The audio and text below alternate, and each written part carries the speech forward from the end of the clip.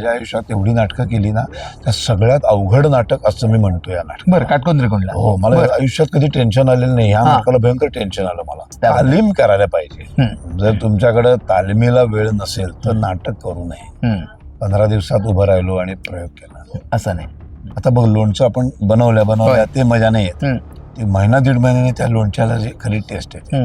नाटकाचं तसंच आहे. आपल्याकडे फादरड्याची काय गरज आहे, पण ती सिस्टीम इथे रुजवण्याचा प्रयत्न चालू आहे. भारत जर संपवायचा असेल तर भारतातली सगळ्यात स्ट्रॉंग काय कुटुंब व्यवस्था.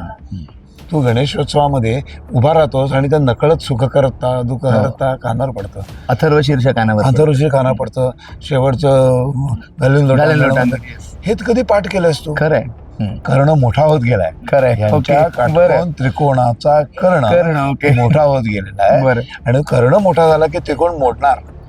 एक प्रश्न आहे त्यात विचारलेला शेवटी, तुम्ही तुमच्या वडिलांना शेवटचा स्पर्श कधी केला होता? त्याच्याकडे उत्तर नाही, तो आठवतोय.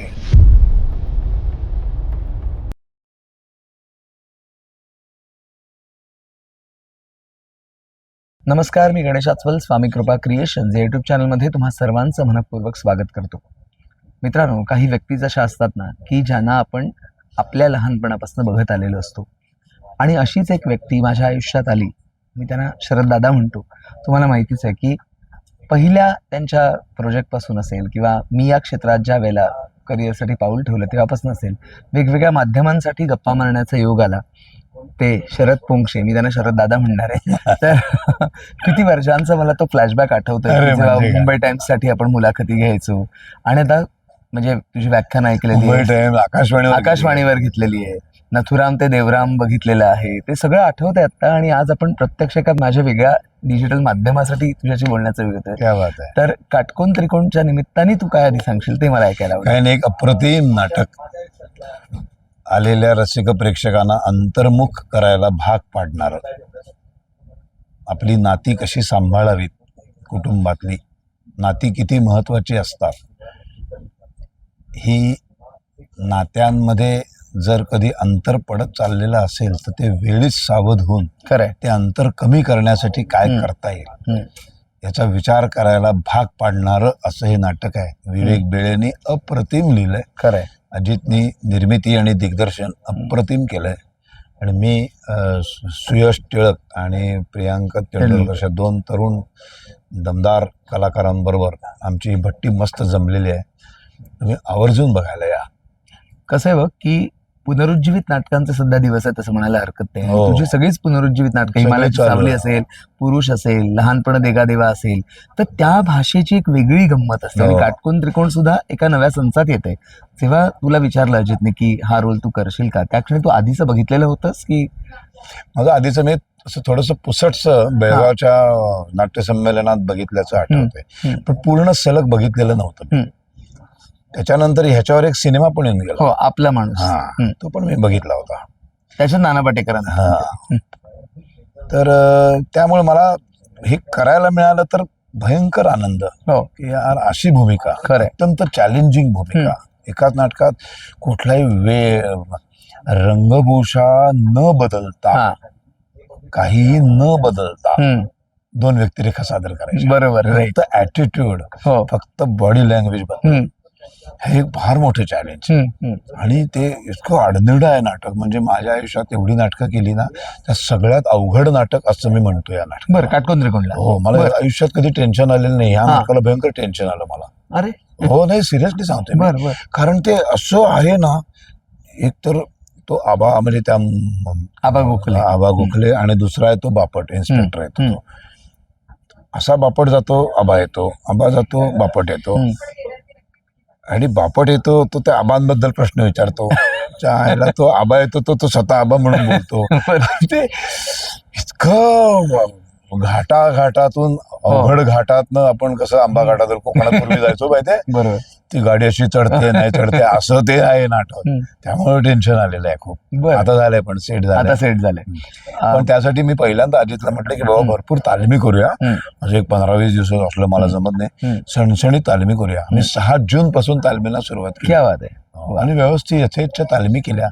आम्हाला इव्हन अजितने रंगीत तालमी पण खूप दिल्या. बरं, म्हणजे आजपासून जरी इथे रंगीत तालीम असली तरी ह्याच्या आधी 4 दिवस आम्ही यशवंत नाशिकला सगळा सेट आणि म्युझिक आणि लाईट सकट तालमी केल्या. वा, हो, तर त्याचा खूप फायदा झाला आम्हाला. अजितशी मगाशी जेव्हा बोलत होतो, गप्पा मारत होतो, तेव्हा अजितने तुझ्याबद्दल खूप चांगलं वाक्य सांगितलंय. ते मला इथे परत सांगावं असं वाटतं की काही माणसं ही नाटकासाठीच जन्माला येतात आणि नाटकासाठीच जगतात, त्यातला एक कलावंत तू आहेस असं तो म्हटल्यानंतर मुळात तू आता जे सांगितलंस की यथेच्छ तालमी केल्या. मला याबद्दल तुझ्याकडनं जाणून घ्यायचं, कारण तुझी शिस्त, तुझा वावर मला माहितीच आहे, पण आता प्रेक्षकांना की नाटकासाठी तू जो वेळ देतोस तालीम करायला पाहिजे. जर तुमच्याकडे तालमीला वेळ नसेल तर नाटक करू नये. 15 दिवसात उभं राहिलो आणि प्रयोग केला असं नाही. नाटक असं आहे ना, नसा नसात त्याचं भिनावं लागतं.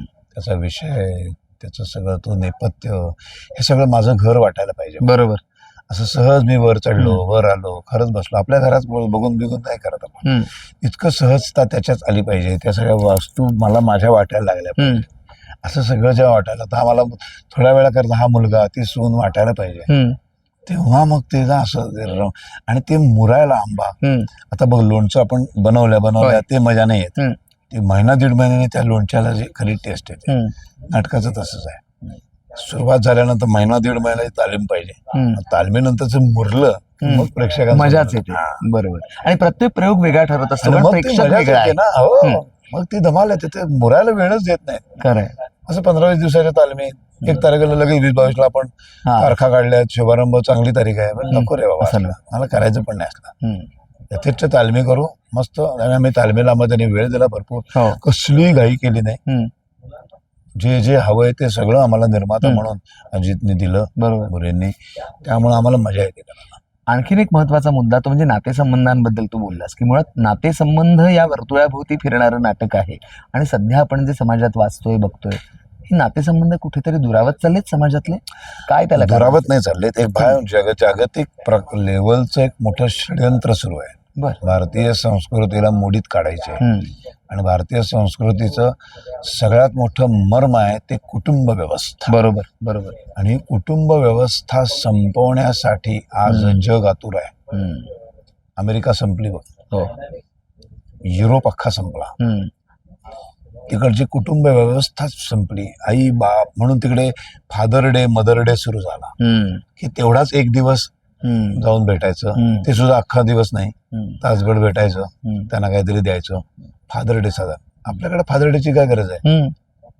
पण ती सिस्टीम इथे रुजवण्याचा प्रयत्न चालू आहे. भारत जर संपवायचा असेल तर भारतातली सगळ्यात स्ट्रॉंग काय? कुटुंब व्यवस्था.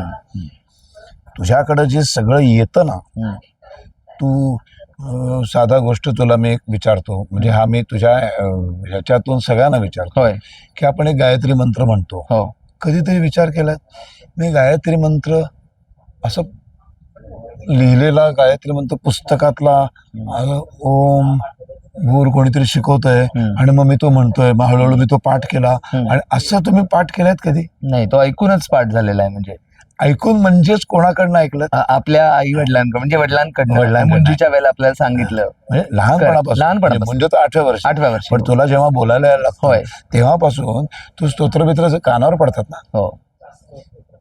तू पहिली दुसरीत असतो तेव्हा काही मुंज झालेली नसते. पण तेव्हा तू गणेशोत्सवामध्ये उभा राहतोस आणि त्या नकळत सुख करता दुःख करता कानावर पडतं. अथर्वशीर्ष कानावर पडतं. शेवटचं हे कधी पाठ केलंयस तू? खरंय, नाही पाठ केलंय. श्रुती स्मृती जे आहे एक्झॅक्टली आपल्याकडे मौखिक परंपरा. खरंय. हे कशामुळे येतं तर तुझ्या घरात आजी आजोबा असतील, तुझ्या घरात वडिलांबरोबर आई वडिलांबरोबर तू राहत असशील, ऐकून येतं ना. बरोबर. म्हणून ही जी मौखिक परंपरा आहे ही जर संपवायची असेल तर ऐकून येणं बंद व्हायला पाहिजे. ऐकण्यासाठी मग बोर्डिंग स्कूल सुरू झालं. पोरांना उचलून टाका, लहानपणीच तोडा कुटुंबापासून. कनेक्शनच तुटलं आणि कुटुंब व्यवस्था मोडकळीला हळूहळू सुरुवात झाली.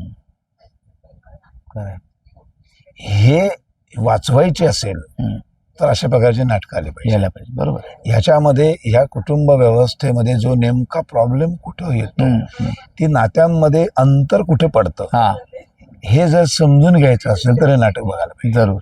या नाटकात असं अंतर पडत गेलेलं आहे. कर्ण मोठा होत गेलाय. खरंय. यांच्या ओके. बरं. काटकोन त्रिकोणाचा कर्ण कर्ण. ओके. मोठा होत गेलेला आहे. बरं. आणि कर्ण मोठा झाला की त्रिकोण मोडणार किंवा कर्णाला आधार द्यायला मध्ये लंब टाकून 2 त्रिकोण बनवावे लागणार, म्हणजे बरोबर. वेगळं होणं. वेगळं होणं.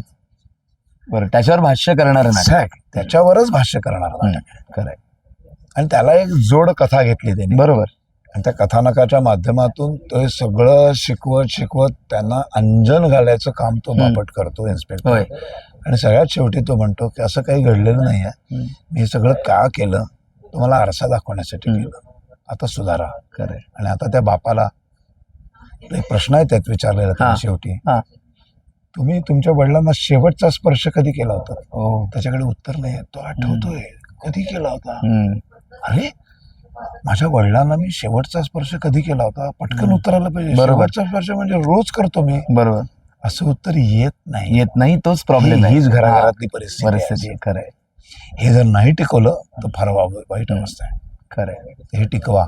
बरोबर. त्यात जपा म्हाताऱ्याला. खरंय.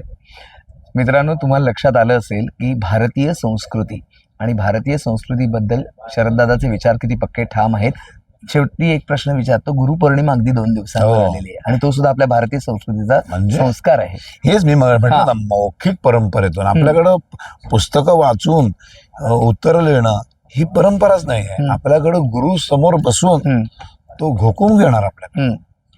असेच आपल्याकडे वेद उपनिषद त्या काळामध्ये शिकवली गेली आहेत. तुझ्या आयुष्यातलं गुरुचं स्थान काही सांगू खूप मोठं आहे. माझ्या अभिनय क्षेत्रामध्ये मी ज्यांना गुरुस्थानी मानले असे विक्रम गोखले आणि यशवंत दत्त, आणि अशी अनेक लोक माझ्या आयुष्यात आली ज्यांच्या प्रत्येकाकडनं काही तासांपुरते, काही क्षणांपुरते ते गुरु होते माझे. खरं. काही गोष्टी मी यांच्याकडनं शिकलो, काही याच्याकडनं शिकलो. काय करावं ते शिकलो, काय करू नये ते पण शिकलो.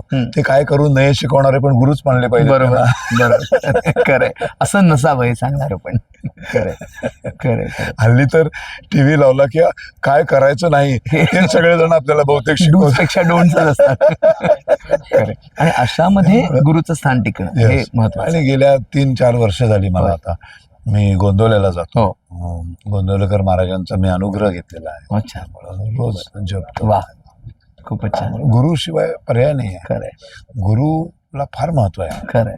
म्हणजे विठ्ठलाशी नामदेव महाराज रोज बोलायचे. बरोबर. पण ते म्हणाले, मामाला रोज बोलतोस तर मला विलीन करून घे ना. ते म्हणाले, नाही रे, तुला गुरु बरोबरच यावं लागेल. आणि मग त्यांनी गुरु शोधली. मुक्ताबाई त्यांची गुरु झाली. किती छान आहे. एवढ्या मोठ्या संतांना पण ते म्हणाले मक्क मडक काय गोष्टी शिकवतात त्या गोष्टीतनं परंपरा. हे शेवटी हे कुठून तुला कुठे शाळेमध्ये शिकवलंय? बरोबर. हे घरात आलेलं, आईकडनं आलेलं, बाबांकडनं, कुटुंब मोडायचं, आजोबांकडनं आलेलं. म्हणून जगाचं आपण टार्गेट का होत आता आपल्या निशाण्यावर आहोत की साला भारत टिकून कसा आहे अजून. बरोबर. अजून राम मंदिरासाठी कसे लढतात इथे. कारण रामाचं, मारुतीचं स्तोत्र, रामाचं आयुष्यातलं महत्व हे मला माझ्या आजोबांनी, वडिलांनी मला, मी माझ्या मुलाला, ही लिंक जर तोडली तर देश संपायला सोपं जाईल. आणि त्यावेळेला अशा नाटकांची अत्यंत गरज आहे. खरंय. तेव्हा श्रोते हो आणि प्रेक्षक हो म्हणायला पाहिजे की गुरुपौर्णिमा जवळ येते. शरददादांनी सांगितलेले संस्कृतीबद्दलचे विचार, आपली संस्कृती टिकवायची असेल तर निश्चितपणे प्रत्येकाने याच्यावर विचार करायला हवा. नाती जोडायला शिका, नाती जपायला शिका. आणि हो, ही मुलाखत, छोट्याशा गप्पा कशा वाटल्या त्याबद्दल नक्की अभिप्राय व्यक्त करा. येणाऱ्या गुरुपौर्णिमेच्या, आजच्या गुरुपौर्णिमेच्या तुम्हाला खूप खूप. आणि 2 ऑगस्टला आमचं नाटक येतंय. 2 ऑगस्ट पासून रंगभूमीवर सुरू होतंय. तर आवर्जून नाटक बघायला या नक्की. आणि मी म्हणतोय ते खरं आहे की नाही, हे नाटक संपल्यावर मला येऊन भेटा आणि सांगा. खरंय. शुभेच्छा.